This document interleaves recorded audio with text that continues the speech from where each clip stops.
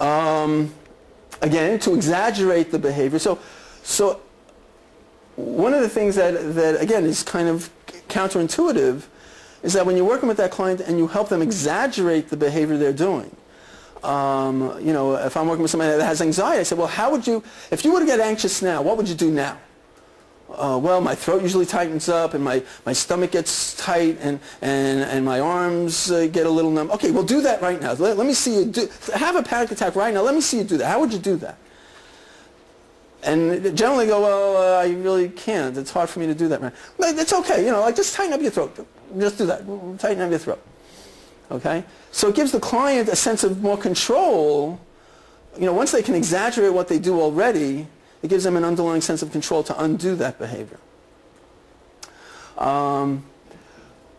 Contracting for success, we talked about a little before. I have the next section on that. We're going to go into that a little more deeply. And copycat mirroring, there was a case I had where the client had the attitude of, I don't want people talking about me. Just don't be talking about me behind my back. That was the kid's attitude. And you know, he's kind of defensive. He's coming into the session. You know, I just don't like when people talk about me. Just don't be talking about me.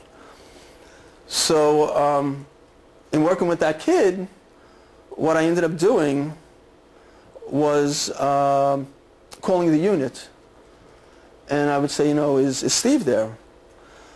And you know, and just tell Steve, you know, that, you know, whatever happened in the session is just between us. You know, and I would tell the staff to tell him that, you know, but I don't want you to don't be talking about our sessions, okay? Just tell him I don't want you to talk about our sessions, right? And I did that a number of times, calling the unit, and like, you can get a sense of, oh, you know, what, you know, the interaction that happens is that Steve suddenly gets a look at what that looks like. Okay? And in that moment, the behavior starts to undo. Another example, and this is something that you may have run into, is you get certain clients who are very, very needy. Okay? And they call up and they just want to talk to you on the phone for just 2 minutes. And I need to talk to you. I need to talk to you for 2 minutes. Just, you know. And the truth is, once in a while, fine. Okay? But there are certain clients that they call up. You know, I need to talk to you. And we have a hectic schedule, and if they need to talk to you 2 minutes now, and 2 minutes in an hour, and 2 minutes an hour from now, it becomes a drain on us. Now, normally, what do you try to do? You say, we're going to set limits. Okay? You can talk to me 1 time a day, and that's it. All right? You know, you decide what time you want to talk to me, but after that, you cannot be talking to me. All right? And we get into a power struggle with that client. All right? By the way, one of the major things that paradoxical interventions do is we don't get into power struggles with clients. We bypass the power struggle. Now, what I can tell you now is if you're in a power struggle with your client, the client will win. That's just the nature of the power struggle, right? Because they will up the ante. Because if you don't talk to me now, I'm going to kill myself. You don't want me to kill myself, do you?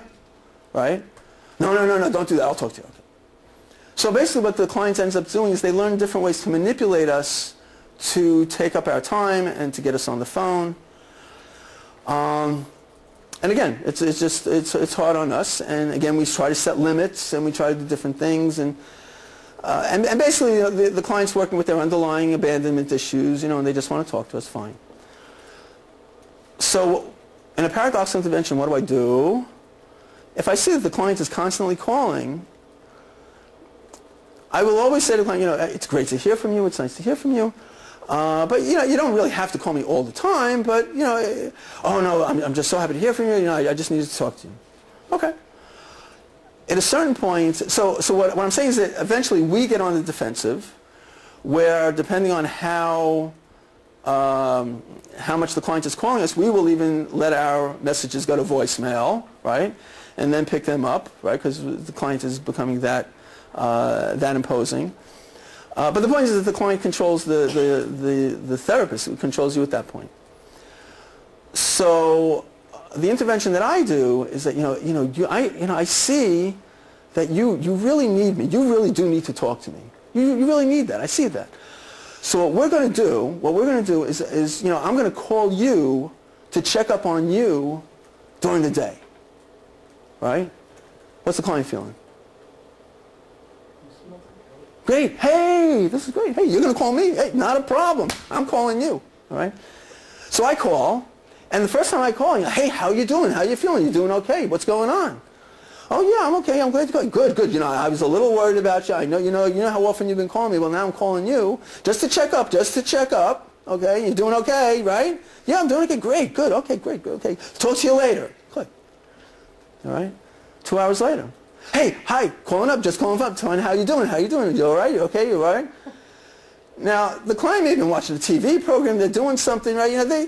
Yeah, I'm doing all right. I'm doing all right. Yeah, I'm okay. All right, just checking up. I'm very concerned about you. Just wanted to know that you're doing all right, okay?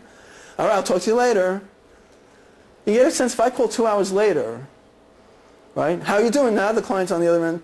Well, you don't have to call if you don't. No, this is fine. I just want to make sure that you're doing okay, that you're doing fine. I'm just checking up. I'm just checking up on you.